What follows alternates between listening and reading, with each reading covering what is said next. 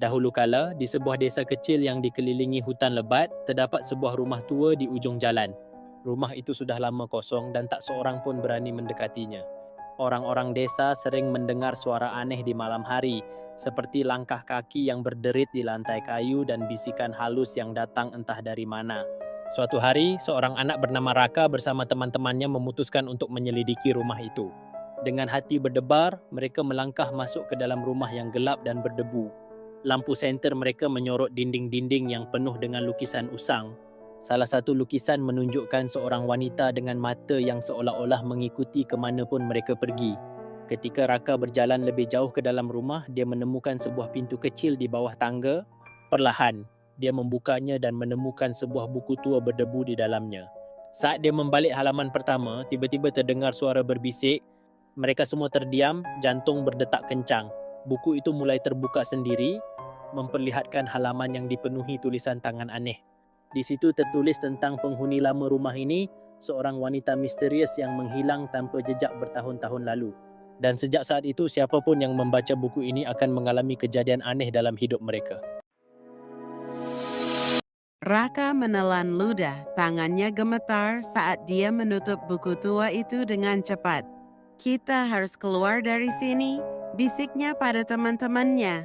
Namun sebelum mereka bisa bergerak, terdengar suara langkah berat dari lantai atas. Itu seseorang ada di sana. Mereka berjalan mundur menuju pintu depan. Tapi anehnya, pintu yang tadinya terbuka kini tertutup rapat. Angin dingin berhembus dari lorong gelap, membawa serta aroma bunga layu dan debu yang pekat. "Kita terjebak," kata Danny, salah satu teman Raka, suaranya bergetar ketakutan. Tiba-tiba, lukisan wanita di dinding yang tadi mereka lewati berubah. Wajahnya kini terlihat tersenyum tipis dan senyum yang menakutkan. Dan di sudut ruangan, muncul bayangan samar yang semakin lama semakin jelas.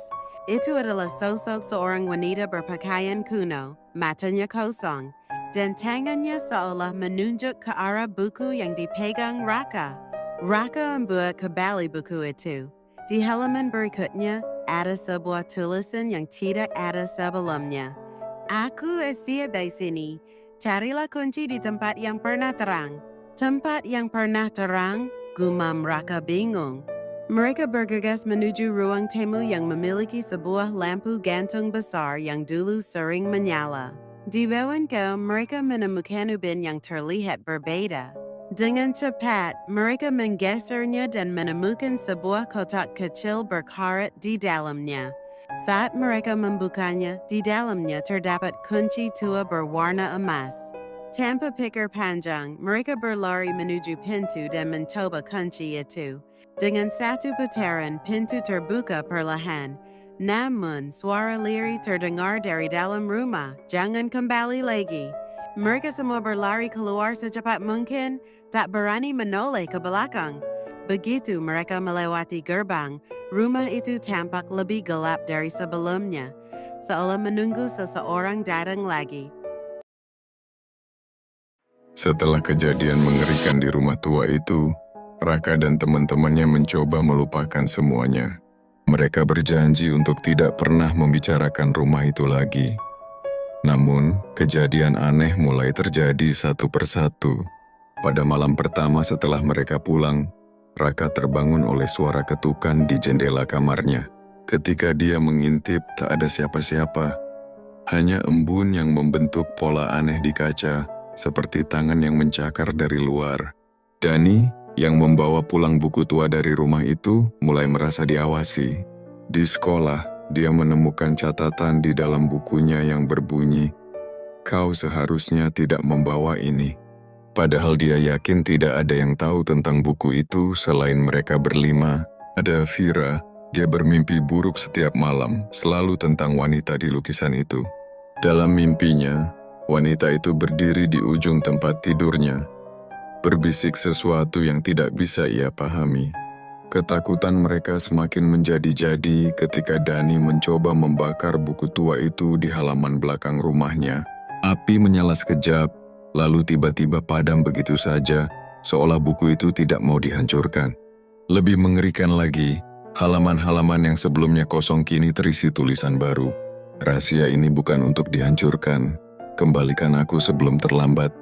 Dengan penuh ketakutan, mereka memutuskan untuk kembali ke rumah tua itu di siang hari. Saat mereka memasuki ruangan yang gelap dan berdebu, mereka merasakan hawa dingin menyelimuti tubuh mereka. Namun, lukisan wanita di dinding sudah tidak ada lagi. Raka menggenggam buku itu erat dan berjalan ke ruangan tempat mereka menemukannya pertama kali. Dengan hati-hati, dia meletakkan buku itu kembali ke tempat asalnya di bawah tangga. Seketika, suara napas berat terdengar di sekitar mereka, dan pintu depan rumah tiba-tiba terbuka sendiri. Mereka berlari keluar. Namun sebelum benar-benar pergi, Raka melihat sekilas ke dalam rumah.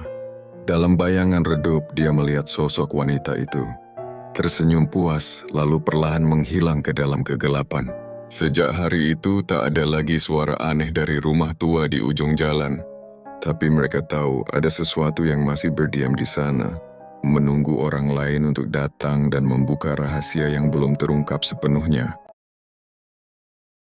Setelah berhasil mengembalikan buku tua itu ke tempat asalnya, Raka dan teman-temannya merasa lega.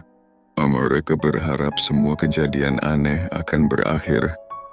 Hari-hari berlalu, dan semuanya kembali normal.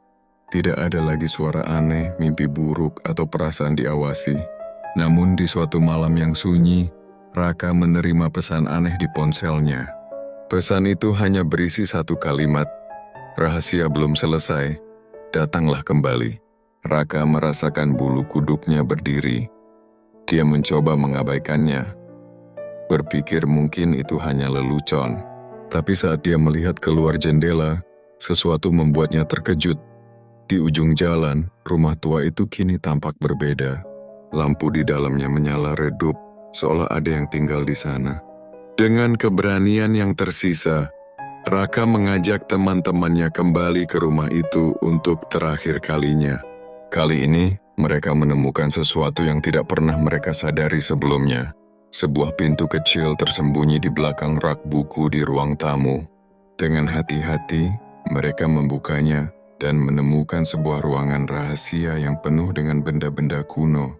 Foto-foto lama dan catatan harian seorang wanita bernama Clara, penghuni asli rumah itu. Di dalam catatan tersebut, tertulis kisah tragis bahwa Clara adalah seorang penjaga rahasia kuno yang tidak boleh diungkapkan.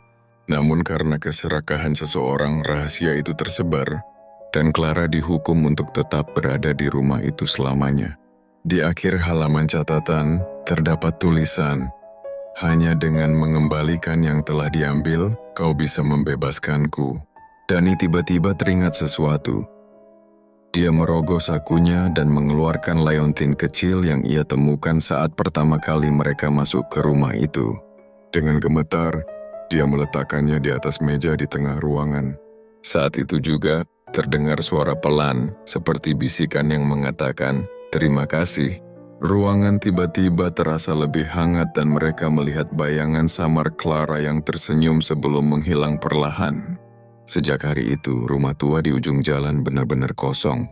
Tidak ada lagi suara aneh atau perasaan menyeramkan. Rumah itu perlahan rusak dimakan waktu, hingga akhirnya dirobohkan bertahun-tahun kemudian. Namun, legenda tentang rumah itu tetap hidup di desa.